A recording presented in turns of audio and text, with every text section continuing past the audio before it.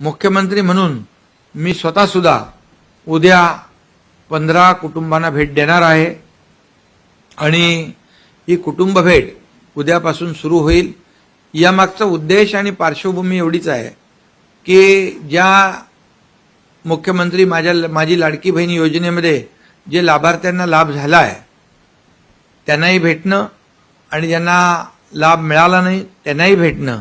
आणखी ज्या काही आपल्या योजना आहेत शासनाच्या, लाडकी बहीण तर आलीच, लेक लाडकी लखपती आहे, मुख्यमंत्री युवा कार्य प्रशिक्षण योजना आहे, मुख्यमंत्री अन्नपूर्णा योजना आहे, त्याचबरोबर मुलींना उच्च शिक्षण हायर एज्युकेशन जे आहे ते मोफत देण्याचा निर्णय घेतला आहे। मुख्यमंत्री वयोश्री योजना आहे, मुख्यमंत्री तीर्थदर्शन योजना आहे आणि त्याचबरोबर मुख्यमंत्री कृषी पंप वीज बिल माफ योजना आहे, कामगार कल्याण योजना आहे आणि बचत गट, महिला बचत गटांचा महिला सक्षमीकरणाचा एक कार्यक्रम आहे।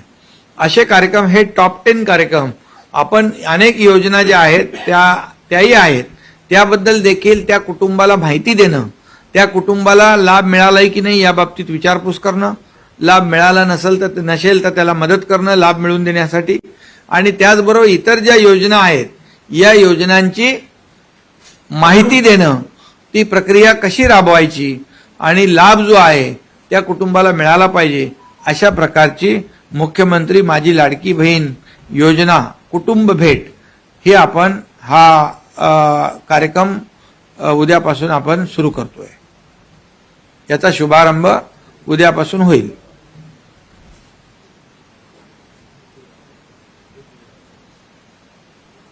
यांच्या समोर बोलाय